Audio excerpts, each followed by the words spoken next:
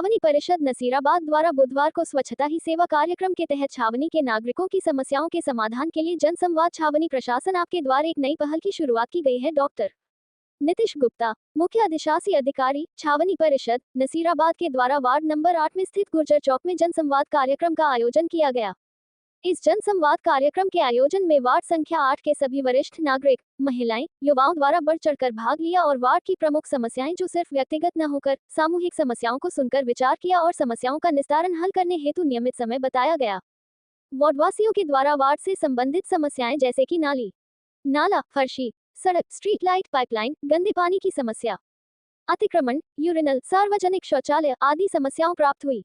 साथ ही डॉक्टर नीतीश गुप्ता, मुख्य अधिशासी अधिकारी ने कर्मचारियों को समाधान करने हेतु तुरंत आदेश दिए। इस कार्यक्रम को सफल बनाने के लिए मुख्य अधिशासी अधिकारी के द्वारा कमेटी बनाई गई, जिनमें छावनी परिषद के मनोनीत सदस्य सुशील कुमार गदिया, पूर्व पार्षद श्रवण लाल सुकरिया, जशवंत गुर्जर व वार्ड के गणमान्य व्यक्ति मुकेश मित्तल, संजय यादव आदि उपस्थित थे। जनसंवाद कार्यक्रम के पश्चात मुख्य अधिशासी अधिकारी स्वयं वार्ड 8 का ग्राउंड स्तर पर उतरकर समस्याओं को जानने के लिए वार्ड के गणमान्य व्यक्तियों के साथ गली प्रत्येक मोहल्ले में जाकर समस्याओं को देखा और कर्मचारियों को तुरंत आदेश दिया समस्याओं का समाधान करें।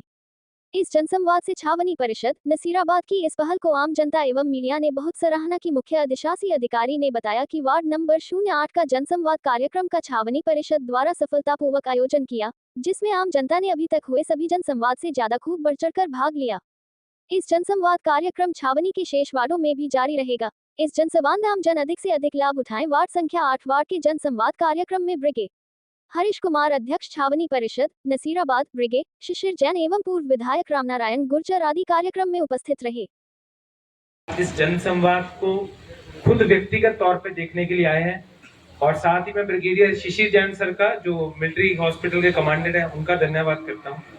ये आप लोगों का अनथक प्यार है और आप लोगों का जो जुनून है जनसंवाद की, जो दूर तक गूंज पहुंची है, उस चक्कर में ही सर मैं आपको कल का ही इंसिडेंट बताना चाहूंगा कि कल हमने जनसंवाद को मिनिस्ट्री ऑफ डिफेंस में पहली बार भेजा है। तो पूरे 61 कैंटोनमेंट में से 3 इवेंट सिलेक्ट करने थे जो कि रक्षा मंत्रालय के पास जाएंगे। मेरे को बताते हुए बहुत खुशी हो रही है कि हम लोगों से जुड़ रहे हैं और लोगों को जुड़ने को सबसे प्राथमिकता दी गई है रक्षा मंत्रालय की तरफ से। जनसंवाद को पहला नंबर दिया गया है रक्षा मंत्रालय का और ये मैंने पहले 1-2 जनसंवाद में स्वागत के कार्यक्रम नहीं करे, लेकिन मेरे मीडिया बिंदु ने बोला कि सर ये इसको रखिए, तो ज्यादा समय ना लेता हुआ मैं आपसे 2 ही अनुरोध करूंगा। पहला अनुरोध कि इस जनसंवाद में मैं की बात नहीं करेंगे, हम की बात करी जाएगी। मैं से मिलता साथ काम करने के लिए हम होता है, लेकिन जैसे ही साहब ने आज मुझे बताया कि इस तरह का एक जनसंवाद है वार्ड नंबर 8 में, तो मैंने कहा मैं पक्का आऊँगा। आज का एक इससे पहले एक कार्यक्रम चल रहा था, उसमें से फिर निकल के हम इसमें आए हैं। बट मैं आपको बता देता हूँ कि हमारी किस्मत है बहुत अच्छी और सबकी किस्मत है कि आपको इस तरह के सीईओ साहब मिले हैं जो कि पर्सनल एफर्ट लगा करके, पर्सनल इंटरेस्ट लगा करके ना दे।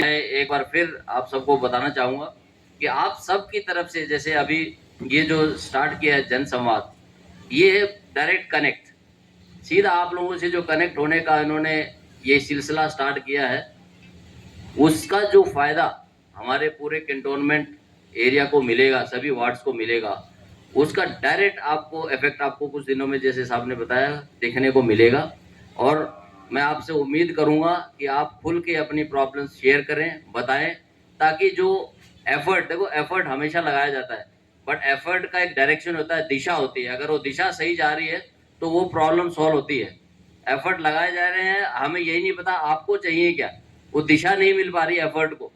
जैसे ही आपके जो पॉइंट्स आएंगे, आपकी जो प्रॉब्लम्स आएंगी, एफर्ट साथ मिलेगा, उसको एक दिशा मिलेगी और वो दिशा बिल्कुल सही डायरेक्शन में जब जाएगी तो लगे हाथ आप सबकी प्रॉब्लम धीरे धीरे धीरे सॉल्व होंगी।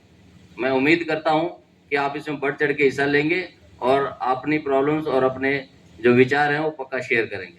थैंक यू, बहुत बहुत धन्यवाद। के लिए, इस सम्मान के लिए बहुत बहुत शुक्रिया आप सबका।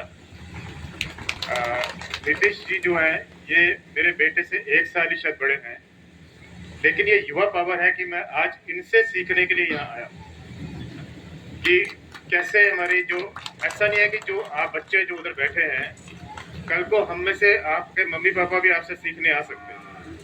तो आपके अंदर कितनी शक्ति है, कितना आप जानते हैं, कितना कर सकते हैं, वो इम्पोर्टेंट है। और हमने कोशिश की थी कि मैं भी कुछ कर सकता मेडिकल में आप लोगों के लिए, पर शायद इसके बाद करेंगे, क्योंकि आपका प्यार इतना मिल रहा है नीतीश साहब को कि वक्त ही नहीं मिल पा रहा।